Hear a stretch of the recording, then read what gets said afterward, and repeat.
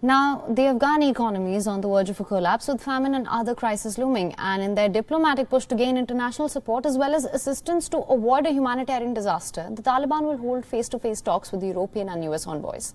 The joint talks are scheduled to take place today in Qatar. Now, EU spokeswoman Nabila Masrali has said that the meeting would entail key discussions including free passage for people wanting to leave, access for humanitarian aid and respect for the rights of women and preventing Afghanistan from becoming a haven for terrorist groups. On concerns whether this meeting meant that the European Union was considering to recognize the Taliban, the EU spokeswoman has emphasized, and I'm quoting here, the meeting allows the US and European side to address this issue. This is an informal exchange at a technical level. It does not constitute recognition of the interim government. Earlier, it was the Taliban's acting foreign minister, Amir Khan Muttaqi, who had announced a meeting with the EU officials. He said, I'm quoting yet again, "We want positive relationships with the whole world. We believe in balanced international relations. We believe such a balanced relationship can save Afghanistan from instability." He even said in translated remarks at an event in Qatar. Previously, it was Muttaqi who had led the Taliban's first in-person talks with the United States officials since the American pullout. The European Union has sought to give more direct support to Afghanistan. Its foreign policy chief, Josep Borrell, argued that there was a desperate need to now provide help to the country. The humanitarian and socio-economic situation in Afghanistan is on the verge of collapse.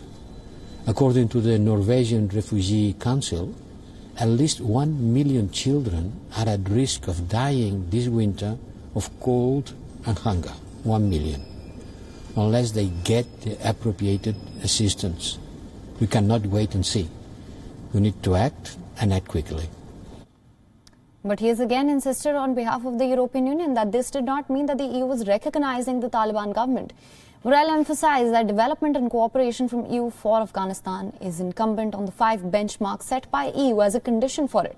The benchmarks include preventing Afghanistan from being used as a base for international terrorism, respecting the rule of law and human rights, and allowing departure of foreign citizens and at-risk Afghans. Before the Taliban takeover in August, the Afghan economy was dependent on international aid. That accounted for 75% of the state's spending. The country is grappling with a liquidity crisis as assets remain frozen in the United States and other countries, and disbursement from international organizations have been put on hold.